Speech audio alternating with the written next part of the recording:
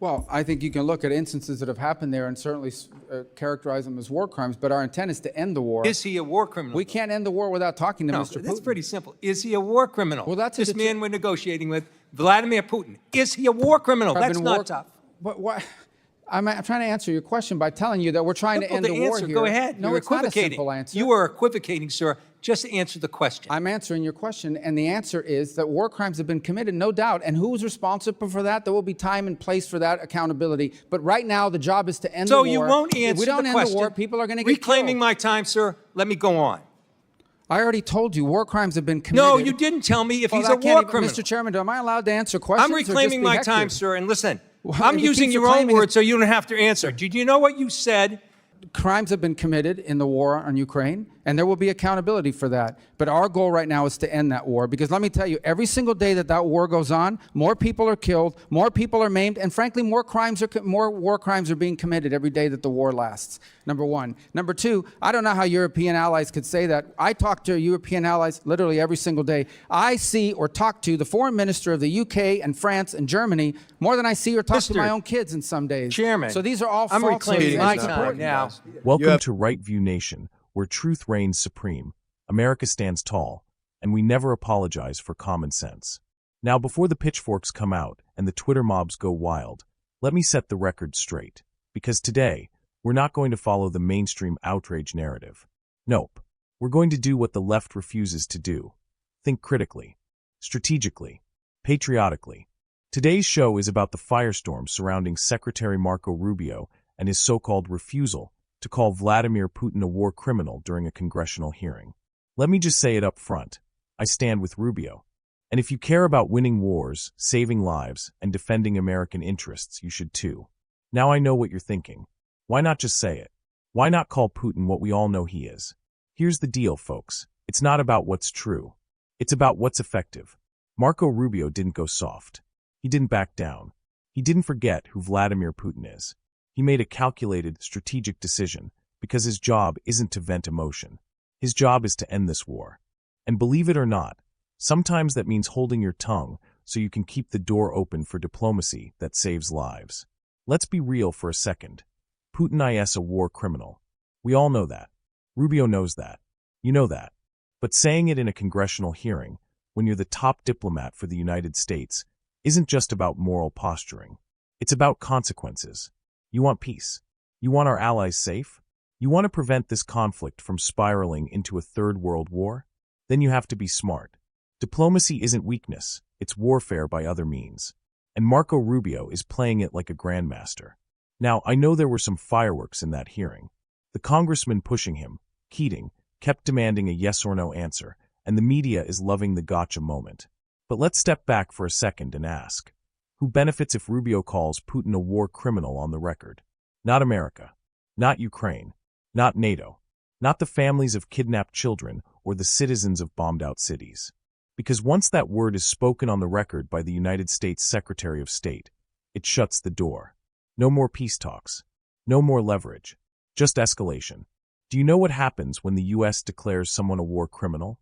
It locks us into a position where diplomacy is nearly impossible. You can't negotiate with someone you've vowed to prosecute. And who pays the price for that hardline position? Innocent people. On both sides. Let me be clear, I'm not defending Putin. He's a tyrant. A thug. A relic of Soviet evil who's driven by power and fear. But if calling him a war criminal today prevents a negotiated peace tomorrow, then you've just traded moral satisfaction for more dead bodies and zero progress. And that's not leadership. That's posturing. Marco Rubio understood that. He said, very clearly, that war crimes have been committed and there will be accountability. But he also made it crystal clear that our priority right now must be to end the war. Because as he said, every single day this war continues, more people die, more cities are destroyed, and yes, more war crimes are committed. This isn't a video game. This isn't Twitter. This is geopolitics. And Rubio made a hard but necessary choice. He chose strategy over symbolism. Now I recognize Representative Keating. Thank you, Mr. Chairman. I will miss my seatmate, Jerry Conley. He loved sitting here, and we loved him. Secretary, in 1944, my uncle, James Arthur Keating, was serving in France, and as soldiers, his fellow soldiers were dying around him, he wrote a letter back in combat, back home, about the cost of human sacrifice and whether it was worthwhile to defend a piece of mud on the earth. Only a week after that letter, he answered that question while carrying lead in himself, as one of the people in his command was exposed and injured. He was wounded himself carrying lead and crawled out there, brought him back to safety, saved his life, and as he was going for another person, was machine gunned to death himself and killed in action. 400,000 other American families gave the same sacrifice, but the peace and prosperity that came forward the world has never seen. It's a transatlantic alliance where our allies sacrificed their young men and women when America was attacked in 9/11, and economically, they're a $1.6 trillion trading partner with us with 16 million jobs on both sides of the continent. So my questions today are looking for clarity on where we stand with our allies and partners for more than 80 years, because they're expressing their doubts. They're expressing their doubts publicly. They've expressed it to me privately. So as the face of our country, as the lead foreign policy representative in the United States, I'm just looking for this clarity. So first, simply answer this question, if you will. Is Russia the aggressor in this Ukraine war? Yeah, Russia invaded Ukraine. So they are the aggressor in this war, correct? They invaded them, yes. Well, thank you, sir, because it's important to get this clarity, because President Donald Trump said it was Ukraine that started this war, and our allies have the right to know this. Secondly, the person we're negotiating with, Vladimir Putin, is he a war criminal? Well, I think you can look at instances that have happened there and certainly characterize them as war crimes, but our intent is to end the war. Is he a war criminal? We can't end the war without talking to No, Mr. Putin. that's pretty simple. Is he a war criminal? Well, that's this man we're negotiating with, Vladimir Putin. Is he a war criminal? That's not tough. But what? I'm trying to answer your question by telling you that we're trying to end the war here. Go ahead. No, You're it's not a equivocating. simple answer. You are equivocating, sir. Just answer the question. I'm answering your question, and the answer is that war crimes have been committed, no doubt. And who's responsible for that? There will be time and place for that accountability. But right now, the job is to end the war. So you won't answer the question. If we don't end the war, people are going to get reclaiming killed. my time, sir. Let me go on. Because I don't understand this. Because you're sitting in front of us now as Secretary of State. It wasn't long ago that you were sitting as a senator with Secretary of State nominee Rex Tillerson at the time, in the exact same circumstances, only reversed. And you questioned him about Putin directing attacks against schools, markets, hospitals, playgrounds. And on top of this, in this instance, he's abducted 20,000 children, a clear war crime. So you were very clear then Vladimir Putin was a war criminal. Now you're unmaking him a war criminal, and you won't answer the question about the exact same circumstances. You're putting words in my mouth. I'm reclaiming my time, sir. You're putting words in my mouth. And you know what you said to Secretary That's not what I Tillerson said. at the end of his answer when he equivocated just as you are right now? I've not equivocated. You said, You just don't let me it sure answer. sounds like it to me. Then I'll give you a second chance. Is Vladimir never gave me a Putin first a war chance. criminal? I already told you, war crimes have been committed. No, you didn't tell me if Well, he's that a can't war even- criminal. Mr. Chairman, am I allowed to answer questions? I'm or just reclaiming be my hectored? time, sir, and listen, Well, I'm if he using keeps your own reclaiming words so you don't have to answer. Did you know what you said to then nominee Secretary of State Tillerson? You said you were very discouraged in his inability to accept that Putin was indeed a war criminal. Your words, we don't need any more. You're inconsistent. The third question I have, sir, is this. I answered your question. You just don't let me answer. You did not answer the question about Putin's Well, you war keep criminal reclaiming your conduct time. in Ukraine. You ask me a question, then you reclaim your time. So how can I answer You the answered question? it. Listen, let me go forward with this. 3 questions. And I'm Or are you being gonna pretty reclaim clear to time you. on those too? I'm giving you a chance to answer. Give me a chance to ask the question. Here it is. So there's a concern among these allies that we've had, our closest allies, about the one-sidedness of the negotiations with Russia and Ukraine. Gentlemen's Regular time has order. expired. Secretary Rubio, if you'd like to respond, by all means. Can go I ahead. reclaim my time for a few seconds? Thank you. Number one, crimes have been committed in the war on Ukraine, and there will be accountability for that. But our goal right now is to end that war, because let me tell you, every single day that that war goes on, more people are killed, more people are maimed, and frankly, more war crimes are being committed every day that the war lasts. Number one. Number two, I don't know how European allies could say that. I talk to European allies literally every single day. I see or talk to the foreign minister of the UK and France and Germany more than I see or talk to my own kids in some days. Chairman, so these are all I'm false reclaiming my claims. time now.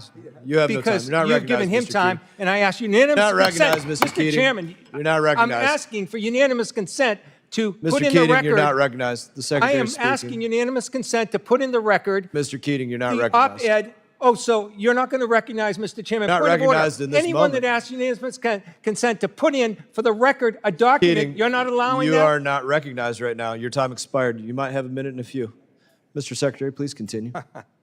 The last point is, our goal is to end this war. We have to be able to talk to both Point of sides order, in order Mr. to do it. Chairman. In order to be, we have to end this My conflict. time is answered. His time answering my question ended too. It's the next person's time. That's the rules in this committee. When you Secretary, won't even please let continue. a person enter into the record something from our ambassador till recently from Ukraine, Ambassador Brink, Mr. who Keating resigned should- because of the conduct Keating, of you this should keep a administration better eye of the clock after right in front 30 of you. years of service, sir. You should keep a better eye of the clock in front of you. Your time expired. Continue.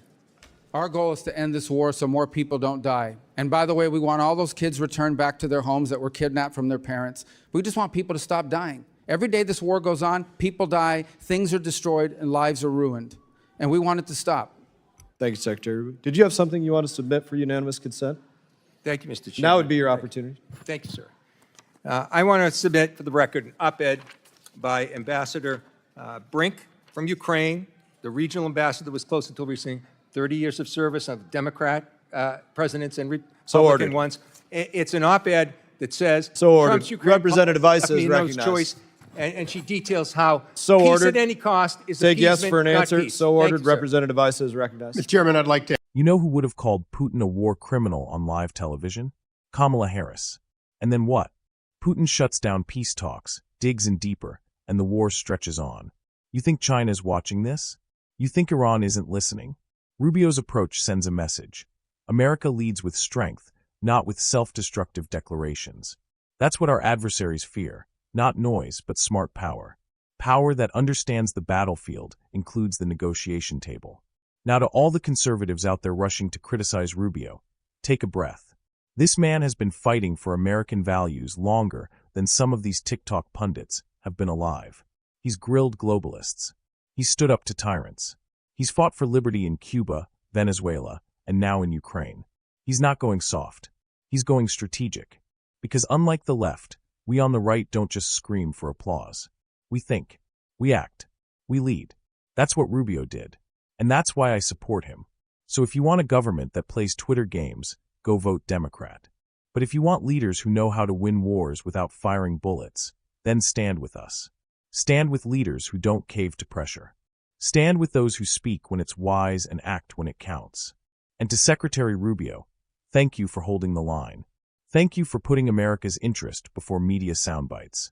Thank you for showing that real strength doesn't always need a microphone, it needs a mission. Folks, this is Right View Nation. If you believe in smart power, strategic clarity, and unapologetic patriotism, then hit that like button, subscribe, and share this video with every American who still believes in common sense. We don't play games here. We play to win. God bless you, God bless our troops, and God bless the United States of America.